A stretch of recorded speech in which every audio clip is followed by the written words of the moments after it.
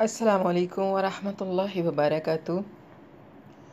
مکہ کے نوجوانوں میں وہ سب سے حسین تھے والدہ خناس بنت مالک، جن کا تعلق مکہ کی اشرافیہ سے تھا۔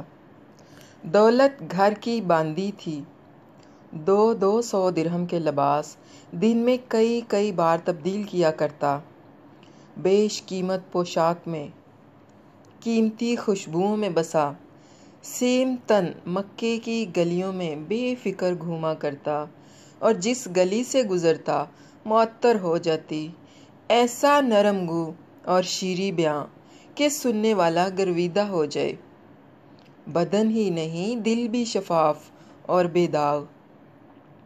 تبھی تو ہدایت کا نور اترا اور اندرون روشن ہو گیا۔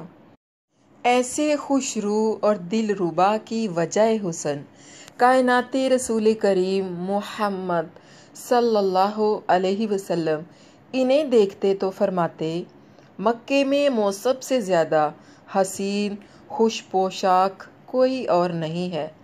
جس دن دل توحید پہ پختہ ہو گیا، وہ مصعب بن عمیر جس کے دسترخوان پہ جب تک انواع و اقسام کے کھانے نہ ہوتے وہ لقمہ نہ توڑتے، فاقوں پہ مجبور کر دیے گئے، عطر بیز ملبوسات چھوڑ دیے گئے، نشاط و افزا عطریات نے منہ پھیر لیا، رسول اللہ صلی اللہ علیہ وسلم کے حکم پہ حبشہ کی طرف ہجرت کی اور اپنے وطن میں شہزادوں کی سی زندگی بسر کرنے والے مصعب بن عمیر رضی اللہ عنہ غریب الوطنی کے مصائب و آلام اٹھانے پہ مجبور ہو گئے، لیکن زبان پہ نہ اپنے گزرے عیش و عشرت کا شکوہ تھا، نہ دل میں کوئی حسرت۔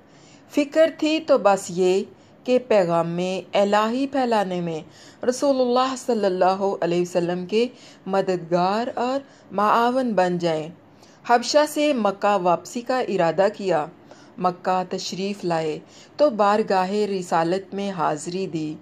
مکہ کا شہزادہ اس حال میں ملا کہ سرور عالم صلی اللہ علیہ وسلم کی آنکھوں سے اشک رواں ہو گئے، سارے جسم کو ایک ٹاٹ نے بامشکل ڈھانپ رکھا تھا۔ صحابہ کرام انہیں اس حال میں نہ دیکھ سکے اور سر جھکا لیا۔ آپ صلی اللہ علیہ وسلم نے فرمایا، الحمدللہ، الحمدللہ، اب اہل دنیا کی حالت بدل جانی چاہیے۔ یہ وہ نوجوان تھا اہل مکہ میں جس سے زیادہ ناز پرور کوئی نہ تھا، لیکن اللہ اور اس کے رسول کی محبت نے اس کو ناز و نم سے بے نیاز کر دیا۔ سیدنا علی کرمہ اللہ وجہہ بیان کرتے ہیں کہ مصعب اس حال میں آئے کہ دمبے کی کھال اوڑھ رکھی تھی جو بمشکل ان کا سطر ڈھانپتی تھی۔ صحابہ کرام رضوان اللہ علیہم اجمعین کی آہیں نکل گئی۔ رسول کریم صلی اللہ علیہ وسلم کی آنکھیں بھیگ گئیں۔ فرمایا، ذرا اس آدمی کو دیکھو جو 200 درہم کا لباس پہنا کرتا تھا، اللہ اور اس کے رسول کی محبت نے اس کا یہ حال کر دیا۔ مصعب بن عمیر رضی اللہ عنہ کو بدر واحد کا علم بردار ہونے کا شرف حاصل ہوا۔ احد کے میدان میں یہی وہ صحابی تھے جو رسول اللہ صلی اللہ علیہ وسلم کا محاصرہ کیے ابی بن خلف کے وار اپنی تلوار پہ روکتے۔ غزوہ احد میں ہی رسول اللہ صلی اللہ علیہ وسلم سے مشابہت کے باعث ابن قیمہ انہیں رسول اللہ سمجھ کر ان پر حملہ آور ہوا اور ان کے دائیں ہاتھ پہ وار کیا تاکہ علم اسلام کو سرنگوں کر سکے۔ آپ نے کٹے ہوئے بازو سے علم بلند کیا، کٹے ہوئے بازو سے علم بائیں ہاتھ میں تھام لیا، بایاں بازو بھی شہید ہو گیا تو علم کو کٹے ہوئے بازوؤں سے سینے کے ساتھ لگا لیا۔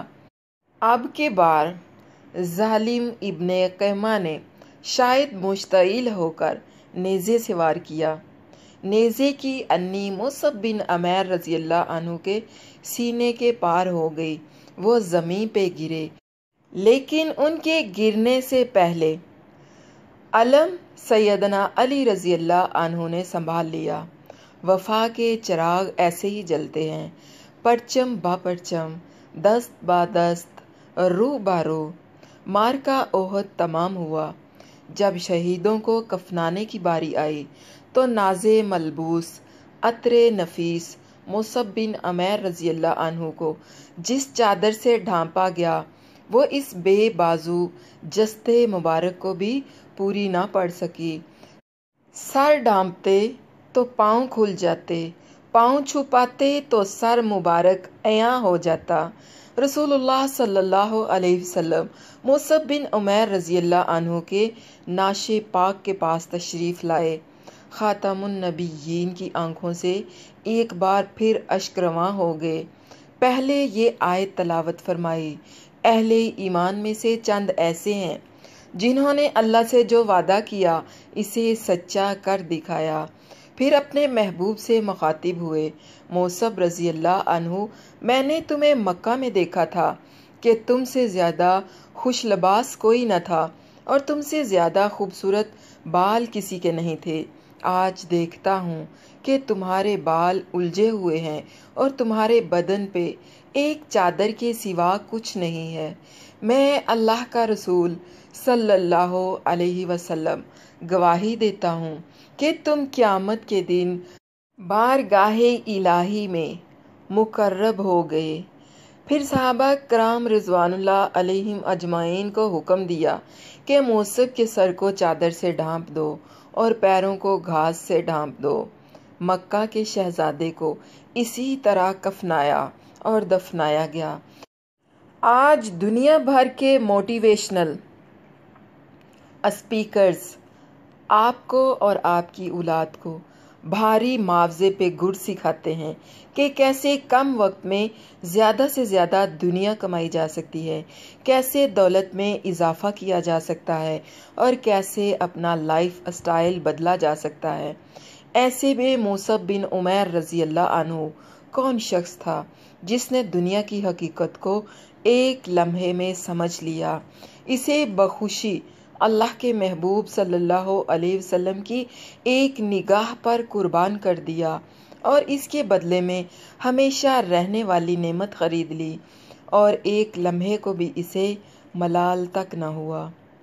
اللہ کے نبی صلی اللہ علیہ وسلم کے اس پیارے اور خوبصورت صحابی حضرت مصعب بن عمیر رضی اللہ عنہ کا یہ خوبصورت واقعہ اگر آپ لوگوں کو پسند آئے تو اس خوبصورت واقعے کو دوسروں کے ساتھ ضرور شیئر کریں تاکہ دوسروں کو پتہ چل سکے کہ اللہ کے نبی صلی اللہ علیہ وسلم کے صحابہ اکرام رضوان اللہ علیہم اجمعین کس طرح اللہ کے نبی صلی اللہ علیہ وسلم کی ایک نگاہ پر اپنا سب کچھ قربان کر دیا کرتے تھے اور اپنی جان تک قربان کر دیا کرتے تھے اور کبھی اف تک نہ کی، اور کس طرح دنیا کی نعمتوں کو چھوڑ کر آخرت یعنی جنت کا سودا کر لیا کرتے تھے۔